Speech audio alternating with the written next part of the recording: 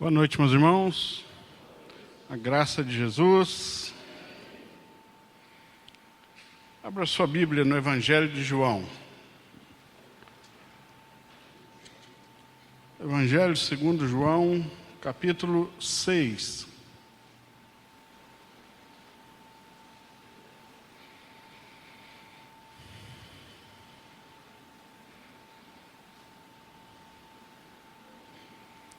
Evangelho de João, capítulo 6, versículos 66 a 69.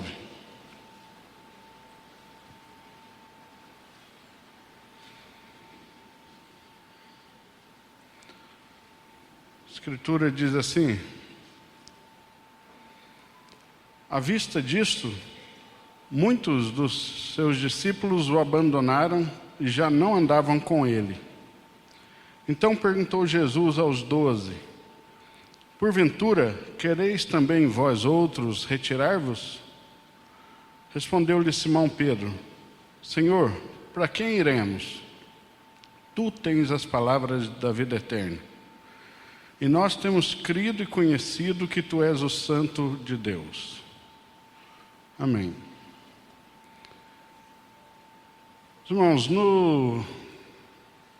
nesses pequenos trechos aqui, nesses versos, nós temos três grandes lições para nós.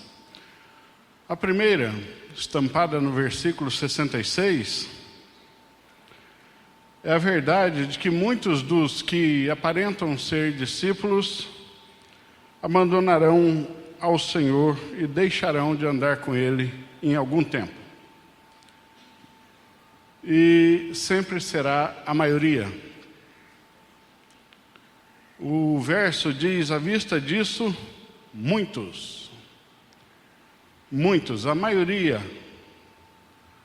muitos dos aparentes discípulos, aqueles que estavam formando a grande multidão que já acompanhava Jesus por dias a fio, muitos se proclamando discípulos dele, o abandonaram e já não andavam mais com ele. Essa é uma verdade dura, estampada nesse verso. A verdade é que a grande maioria das pessoas que se proclamam discípulos, em algum momento, abandonaram, estão abandonando ou abandonarão a Jesus e deixarão de andar com ele. É uma verdade dura, difícil. E fizeram isso por um motivo muito simples. Já vinham acompanhando Jesus por um tempo razoável. Já haviam feito coisas até que, aos nossos olhos, especialmente nos nossos tempos, pareceriam prova de uma grande fidelidade a Jesus. As pessoas que aqui estão virando as costas para Jesus e o abandonando, não são pessoas que chegaram ali pela primeira vez e estavam ouvindo uma pregação pela primeira vez. São pessoas que estavam acompanhando Jesus por algum tempo, que já ouviram diversos sermões de Jesus, presenciaram milagres, foram beneficiadas com eles. Muitos fizeram grande esforço para estar acompanhando Jesus e, naturalmente, a maioria aqui deixou casa, emprego, produções, animais, horta e alguma coisa que tivesse para acompanhar Jesus. Se você acompanha um mestre itinerante como Jesus era, por uma semana, já é um caos na sua agenda. Imagina você fechar sua casa por uma semana e sair andando atrás de um pregador itinerante. Se você é empregado, você já não conta mais com o emprego a hora que voltar. Se você tem parentes que resolveram não seguir, já é um rompimento. Muitos aqui tinham deixado casa, emprego, criação, negócios, famílias, tinham seguido Jesus por vários dias, talvez meses. Muitos já tinham gastado todas as economias que levaram, uma grande maioria era gente bem pobre. Muitos pegaram lá, raparam o porquinho, seguiram Jesus, mas alguns dias já acabou. Já não havia mais dinheiro para nada. Mas o capítulo começa exatamente com a multiplicação dos pães e peixes. Jesus alimentava essa multidão. Nenhum deles passou fome enquanto seguia Jesus. Muitos aqui foram atraídos pela simples notícia dos milagres. Saíram aleijados, doentes, e mesmo com essas dificuldades, seguiram Jesus, capengando, com toda a dificuldade de locomoção, muitas vezes, com toda a dor. Seguiram Jesus por dias, até serem curados. Então, nós não estamos falando de gente que simplesmente chegou, ouviu, falou não gostei, virou as costas. É gente que pagaram algum preço, gente que atravessou o Mar da Galileia para lá, atravessou para cá, procurando Jesus. Jesus de vez em quando desaparecia deles, eles saíam caçando, achavam onde Jesus estava, movia todo mundo para lá de novo.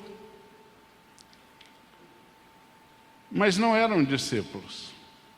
Por que então abandonaram Jesus? No retiro, nosso tema lá foi chamados a seguir. E na segunda oportunidade que eu tive, eu fiquei responsável para pregar sobre a palavra seguir. Eu disse ali que muitas pessoas nutrem uma grande admiração e respeito por Jesus, mas não são seus discípulos, que é o caso dessa grande multidão. É o caso dessa grande multidão. Muita gente apresenta um grande respeito por Jesus, reconhece que Jesus não é uma pessoa comum, Jesus não é um mestre comum, Jesus é realmente da parte de Deus. Jesus é realmente extraordinário. Ele é realmente acima de qualquer outro. Reconhece isso. Muita gente sabe e respeita Jesus como um grande profeta, falando da parte de Deus. Reconhece isso. Casos, por exemplo, como o do jovem rico, que procura Jesus dizendo: bom mestre, que farei para ter a vida eterna? Mas depois termina exatamente como esses muitos, virando as costas e o abandonando. Demonstram grande respeito, o reconhecem como mestre, como bom, mas em algum momento viram as costas para ele. Foi o caso com Nicodemos. Nicodemos procura Jesus e diz: sei que tu és da parte de Deus, porque ninguém pode fazer o que o Senhor está fazendo se não vier da parte de Deus. Eu sei que você é de Deus. Mas não seguiu Jesus depois dessa conversa. Agora, há algo em comum em todos esses que demonstram grande admiração, até algum afeto e respeito por Jesus, a ponto de fazer grandes coisas para o acompanhar por um tempo, mas abandonam ele em algum momento. Há algo em comum. Todos eles viram as costas para Jesus no momento em que a pregação de Jesus exige algo deles que eles consideram demais. Agora foi demais. O do jovem rico, quando Jesus disse: não coloque o seu coração na tua riqueza, se desprenda dela, ele: agora é demais. Dura este discurso, porque foi o que essa multidão falou para Jesus no versículo 60. No versículo 60 foi isso que a multidão disse para Jesus. Muitos dos seus discípulos, tendo ouvido tais palavras de Jesus, disseram: duro é este discurso, quem o pode ouvir? Nicodemos, estava tudo certo até o momento em que Jesus falou: você está indo no caminho certo, Nicodemos, você é um bom homem, mas você precisa nascer de novo. Se você não nascer de novo, Nicodemos, você não entra no reino. Ele falou: aí é demais. Aí eu não entendo. Essas pessoas, estava tudo certo, até o momento em que elas ouviram que para ser discípulo de Jesus, tinham que ter uma relação pessoal e tão intrínseca, uma ligação tão íntima com Ele, que é como se comessem a sua carne e bebessem o seu sangue. E que não deveriam mais confiar no simples fato de serem judeus. Ele falou: aí é demais, é duro esse discurso. E talvez muitos de nós aqui presentes, em algum momento, o discurso vai ser duro demais para você.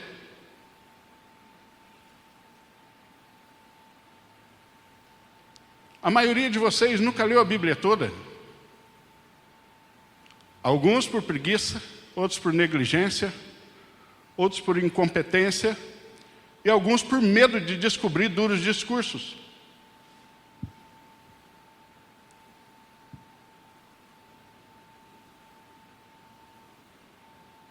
A verdade é que para ser discípulo de Jesus, você não pode escolher qual discurso que serve, qual a mensagem que serve.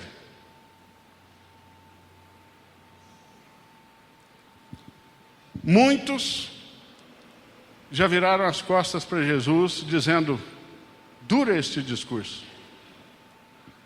Quem é que pode suportar? Quem pode ouvir um discurso desse? No retiro eu fiz uma descoberta sem querer. Numa conversa lá, informal, uma pessoa acabou contando uma coisa, achando que eu sabia, mas eu não sabia. Disse que um casal, que era membro da nossa igreja, deixou a nossa igreja. Eu sabia que tinham deixado a nossa igreja, eu não sabia por quê.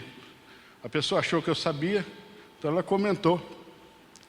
Deixou a nossa igreja por causa de uma pregação minha, onde eu critiquei abertamente Ed Renekiewicz, um herege de marca maior.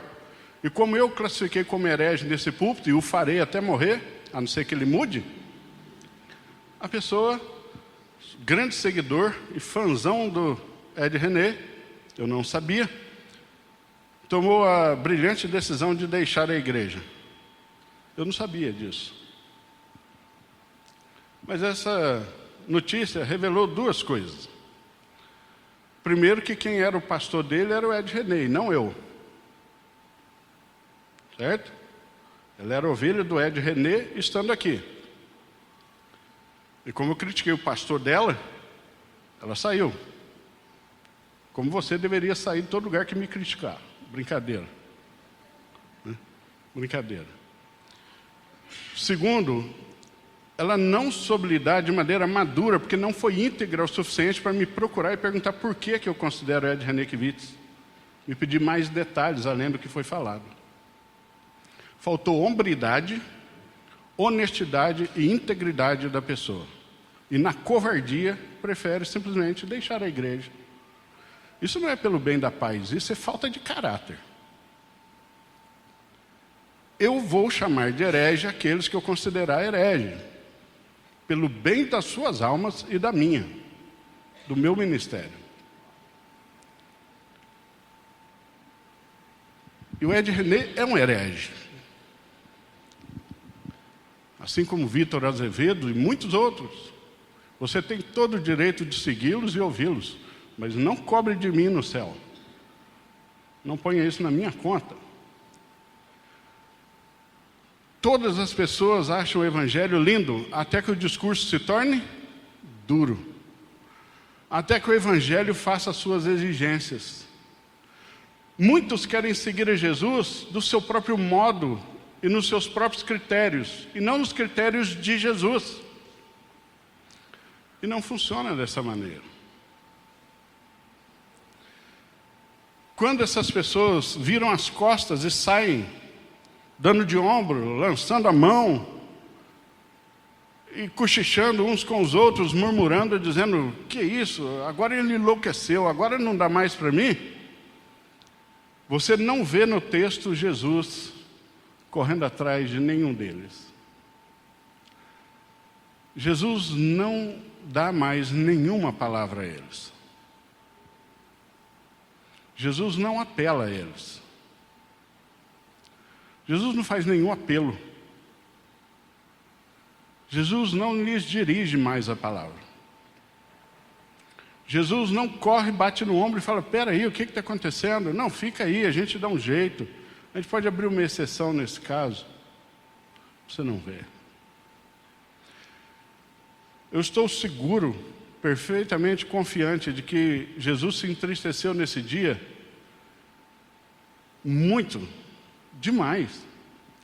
Tenho certeza que o seu coração sangrou à semelhança daquele dia que ele olhando do Monte das Oliveiras para Jerusalém, ele chorou amargamente e disse, Jerusalém, Jerusalém, como eu queria acolhê-los debaixo das minhas asas, como a galinha faz com seus pintainhos, mas vós não quiseste, né? Tenho certeza que nesse dia ele olhando aqueles muitos descendo, indo embora, virando as costas, ele sentiu a mesma tristeza, mas não abriu mão da verdade para mantê-los ali. Na verdade, a outra lição vem aqui. Jesus vira para os 12, os discípulos, os 12 apóstolos, dos quais um também não era discípulo verdadeiro, né? Mas ele vira para os 12 e faz uma pergunta. Ele vira para os 12 e diz, por acaso, vocês também querem se retirar? Jesus não fala para aqueles que viraram as costas e saíram. Jesus continua falando para quem ficou. Talvez achando duro o discurso do mesmo jeito,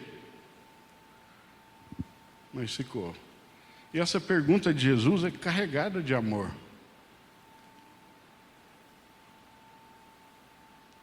Nas primeiras vezes que eu li essa passagem, eu entendi essa expressão de Jesus de maneira diferente, como se Jesus estivesse meio enraivecido, meio chateado aqui, falando, vocês querem ir atrás deles também? Você pode ir. Mas não foi assim. Jesus vira para eles e fala assim, vocês querem ir também? Como eles? Essa pergunta ela é tão carregada de amor que quebrantou o coração dos apóstolos. Porque quando Jesus pergunta isso para aqueles que são deles, e Jesus sabe exatamente, nunca ficou iludido com a multidão seguindo, Jesus nunca nunca foi tentado pela fama. Essa multidão que virou as costas e o abandonou, lá no começo, queriam pegar Jesus à força e fazê-lo rei. Você lê o capítulo todo, você vê que teve um momento em que eles falam assim, esse cara tem que ser o nosso rei, ele é o Messias prometido. Quando eles foram se juntar para pegar Jesus, para forçá-lo a assumir a realeza, Jesus sai. Jesus sai de fininho. Jesus nunca foi seduzido pela fama. Na verdade, o versículo 64 revela isso. Contudo, há descrentes entre vós, pois Jesus sabia, desde o princípio, quais eram os que não criam e quem o havia de trair. O Senhor conhece os que são seus, sempre. Deus nunca é pego de surpresa, Deus nunca se engana com movimentos, igrejas cheias, né? Deus não se encontra com essas coisas, Ele conhece exatamente quem são os seus. Então aqui, Jesus está virando para a igreja. E a pergunta que Ele faz é essa: vocês também querem ir?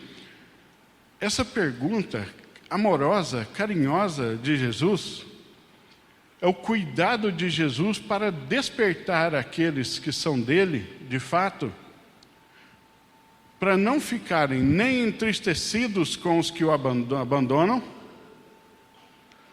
e nem serem tentados, por acaso, a fazer o mesmo. Na verdade, toda vez que o pecado nos assedia, que a tentação nos ronda e nós somos seduzidos pelas tentações, estamos prestes a pecar, seria tão útil ouvir a voz do nosso mestre dizendo: você também quer seguir após eles? Você também quer se retirar? Não seria um excelente alerta? Se você, cada vez que estiver prestes a pecar, lembrar de Cristo perguntando isso para você, porventura você também quer se retirar? É uma pergunta amorosa, é uma pergunta preventiva, é uma pergunta cuidadora, pastoral de Jesus.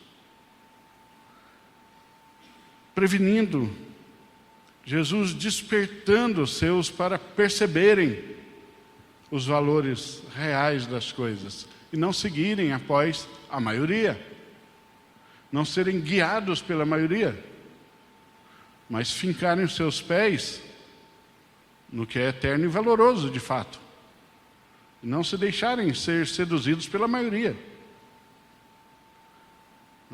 Mas espera aí, a maioria está fazendo isso, está deixando. Vocês querem seguir após eles?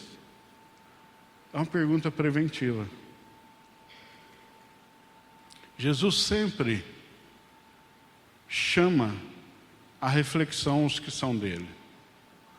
Jesus sempre nos põe para pensar e refletir nos valores reais das coisas, de forma preventiva. E Pedro, cheio da graça de Deus aqui, solta a pérola.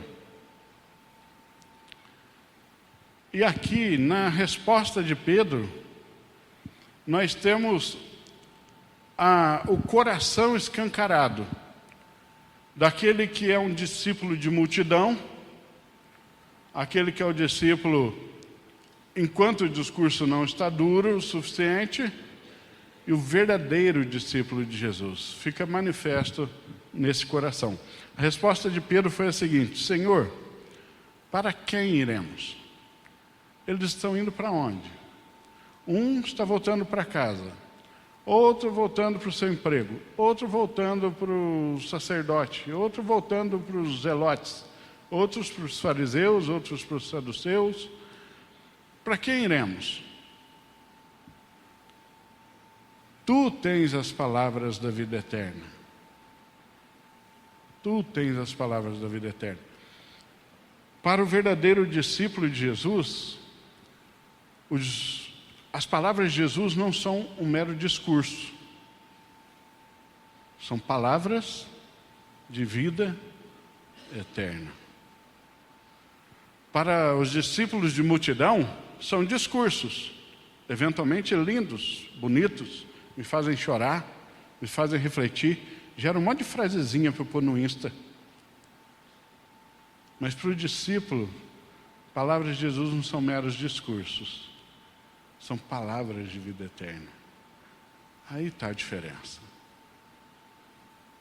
Quando a palavra de vida eterna é dura, o discípulo entende que é uma cirurgia espiritual que a palavra está fazendo, penetrando o bisturi de 2 gumes, separando juntas e medulas e discernindo o nosso coração. Mas o discípulo de multidão, o discurso fica duro, não é mais interessante, não é mais conveniente, não se alinha mais com os meus planos, com os meus propósitos, dura este discurso, quem o pode ouvir? Essa é a perspectiva que alguns têm de certas doutrinas e de certos trechos da Bíblia.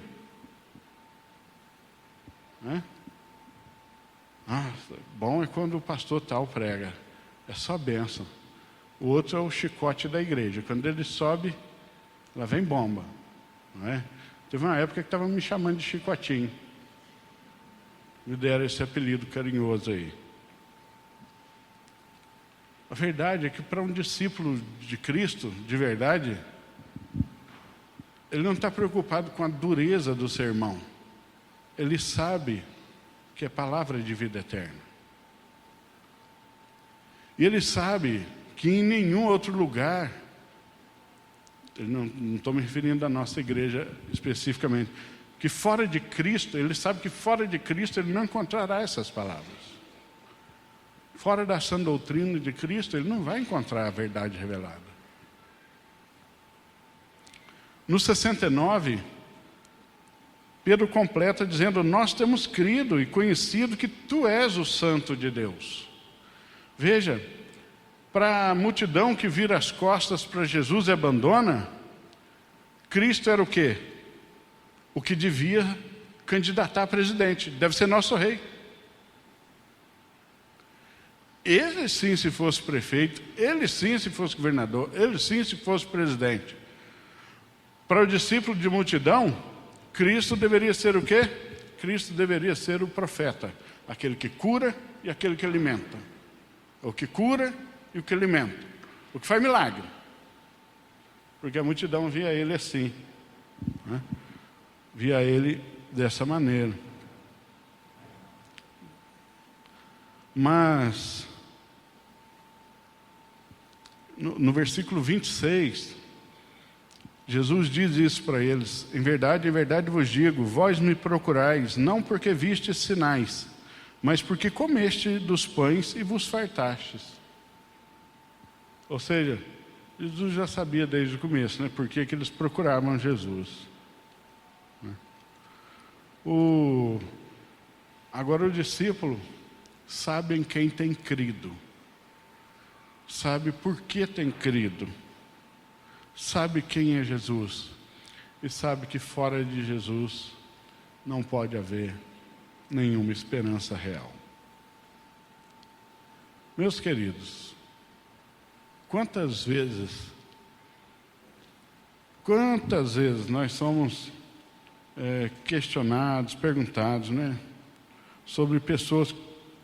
Por que as pessoas saem? Por que as pessoas deixam? Não se impressione com isso. Não tem como você não se entristecer com isso. Mas não se impressione. Não vai parar até Cristo voltar. Até que Cristo volte, as pessoas sempre estarão abandonando e deixando de seguir. A apostasia e a desistência da vida cristã não deveria ser uma surpresa, embora continue sendo uma tristeza. Ela sempre vai acontecer. Joio nenhum aguenta certas tempestades. Casas feitas sobre areia não aguentam certos discursos, certas doutrinas. Quando o seu ensino é bíblico e começa a roubar deles a confiança que eles tinham nas suas próprias habilidades, obras, eles dura este discurso. Quem o pode ouvir? Que é o que o capítulo 6 faz. Quando começa a exigir uma relação tão íntima com Jesus, que Jesus chega a dizer isso: aquele que não come da minha carne e não bebe do meu sangue não pode ser meu discípulo. Aquele que não comer do pão vivo que desceu do céu, que sou eu, nunca terá sua fome saciada. Ou seja, quando a palavra de Jesus exige que você seja santo, que você seja guiado pelo Espírito, que você negue-se a si mesmo, tome a sua cruz e o siga, aí o discurso fica muito duro para seguir, para continuar. Então a gente dá um jeito de parcelar a conversão. Eu vou me converter agora sim, essa parte aí eu vou deixar para fazer daqui a um tempo. Quando eu for mais velho, né? Estou muito novo ainda, daqui a um tempo eu converto essa parte aí. Essa parte eu vou parcelar aqui. Eu já começo a ir na igreja agora, mas abandonar aqui esse namoro que não é de Deus, deixa para daqui a um tempo. Vou parcelar minha conversão, né? Vou parcelar. Eu já começo a ir para a igreja agora, mas esse negócio de dinheiro deixa mais para frente, né? Deixa mais para frente. Deixa eu parcelar aqui a minha fidelidade.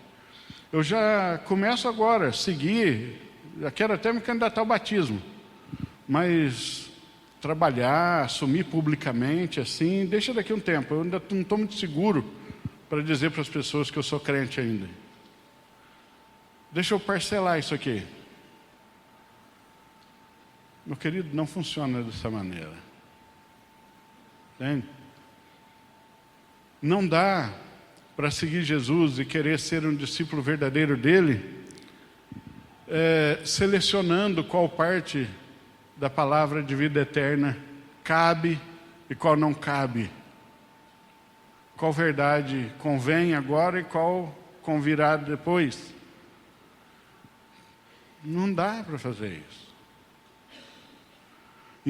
Se você está vivendo assim com Cristo, em algum momento o discurso ficará duro demais para você. E você o abandonará.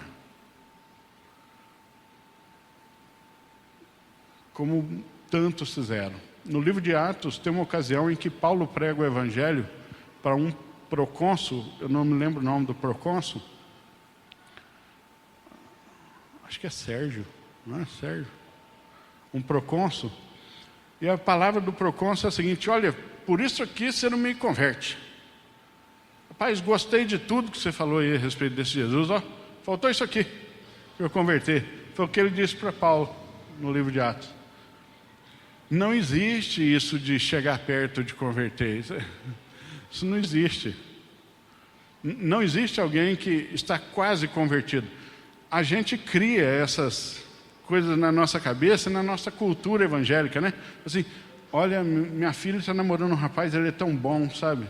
Homem trabalhador, homem honesto, gente boa. Ele não é crente não, mas só falta isso. Só falta converter, não é? Já viu essa expressão? Só falta Jesus na vida dele. Meu querido, ele está indo para o inferno. Falta tudo. É melhor um crente que ainda tem problema com a preguiça do que um incrédulo trabalhador. Porque o crente pode ser um crente real e ainda ter problema com pecados.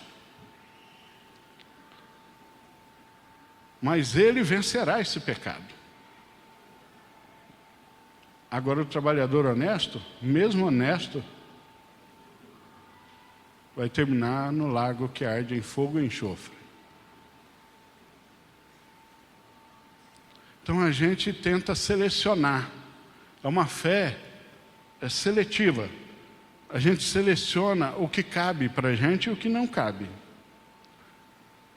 Quem faz isso é discípulo da multidão.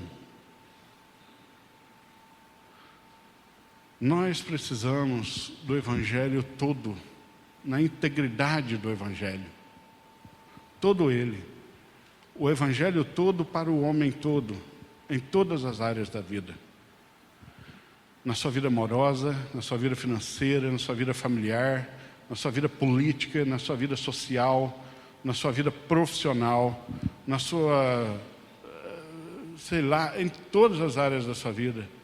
No uso do seu corpo, nos seus gostos pessoais, na maneira de você avaliar e analisar a cultura em que você vive. Você precisa, é tudo. É tudo ou é nada. Não existe 99,99% crente. Não existe. Ou se é velha criatura, ou se é nova criatura. Metade crente, metade não crente, né? Metade morto, metade vivo, não existe. Ou estamos crucificados com Cristo, ou estamos aonde? Se não estivermos crucificados com Cristo, sendo uma nova criatura, somos exatamente velha criatura, mortos nos nossos pecados e delitos.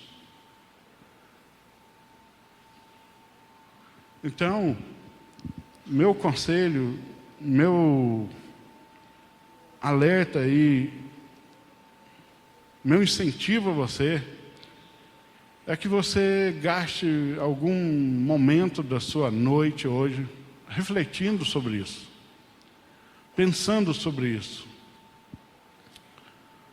Não se permita ser um discípulo de multidão.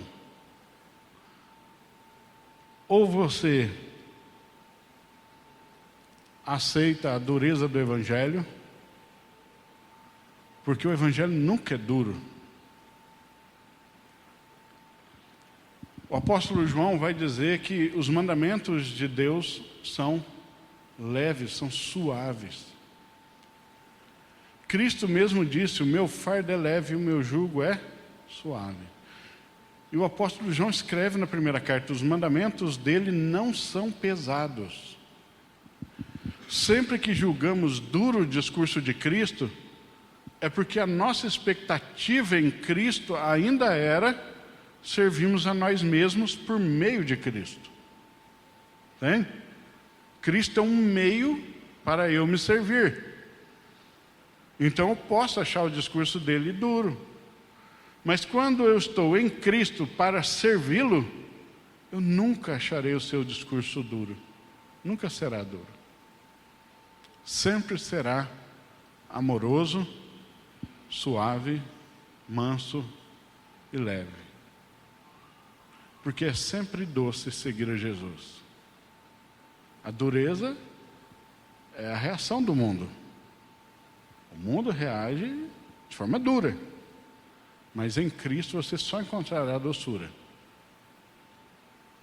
O mundo vai reagir. Se você decidir viver piedosamente em Cristo, você sofrerá perseguições. 2 Timóteo 3,12.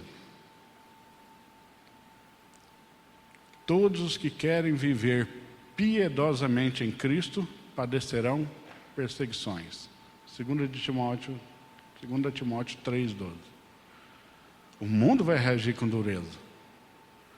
E sempre será assim. Enquanto você não aceita o discurso de Jesus não é leve para você, o mundo reage de forma leve com você. Se você aceita a leveza do Evangelho, o mundo é duro com você. É sempre nessa proporção. Sempre nessa proporção. Que Deus tenha misericórdia de nós. Que nós nunca estejamos nesse grupo que não consegue se deleitar, se alegrar nas palavras de Jesus. Que se Jesus disser para a gente, como diz, né? Aquele que não comer a minha carne e não beber o meu sangue não pode ser meu discípulo, a gente já esteja doido pela primeira dose do seu sangue, pelo primeiro pedaço da sua carne. Ao invés de ficar pensando na dureza das palavras, sejamos sempre prontos a sermos os primeiros, ávidos por cumpri-la, ávidos por obedecer, sedentos por estar com Ele para sempre. Que Deus nos abençoe. Vamos orar? Senhor, o capítulo 6, o chamado capítulo 6 do Evangelho segundo João, tem textos que soam como lâminas nos ouvidos de muitas pessoas, sempre incrédulos, obviamente. Mas hoje, ó Deus, esses pequenos versos do final nos lembraram dessas verdades.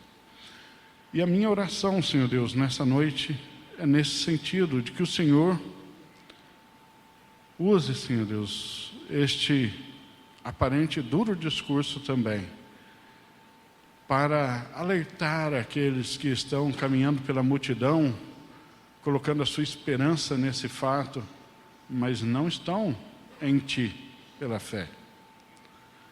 E que aqueles que são Teus, ó Deus, sejam de novo e novamente ancorados no Senhor, alertados para não se contaminarem, não se deixarem levar pela maioria, por aqueles que abandonam, por aqueles que criticam a dureza da Tua palavra. Ó Deus, dá-nos um coração totalmente submisso à Tua vontade e ao Teu Espírito, de maneira que a Tua palavra integralmente nos seja santa, bela, preciosa, desejável, para dar entendimento ao simples e ao sábio. Ó Deus, que o zelo da Tua casa nos consuma também, que o Evangelho inteiro para todo o nosso ser nos envolva de tal maneira que cresçamos diante dos homens e do Senhor pela graça, nos livrando a cada dia, ó Deus, pois é a Tua verdade que liberta, e não a meia verdade. A meia verdade é pior do que o engano.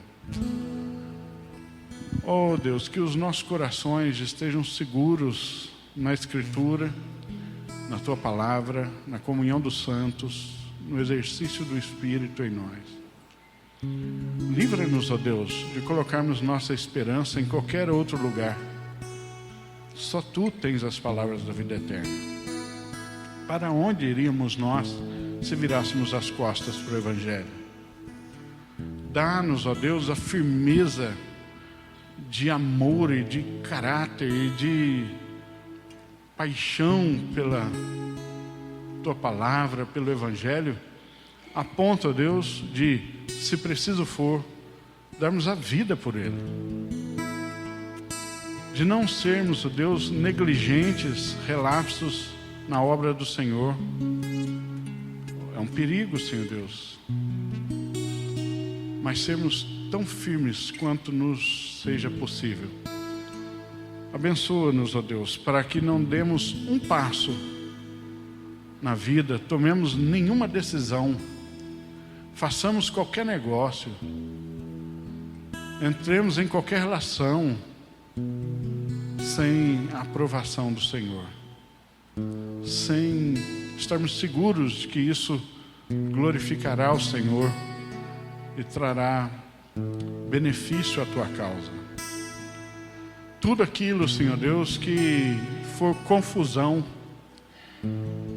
que for, ó Deus, tentação, engano, de alguma forma traz à memória esta pergunta santa: queres Tu também seguir após eles? E dá-nos, ó Deus, a força necessária de recobrar os nossos valores, colocar os olhos em Ti, lembrarmos em quem temos crido e nos lembrar que Tu és o Santo de Deus. E não há lugar nenhum, nem pessoa alguma, nem causa alguma que vale a pena fora de Ti.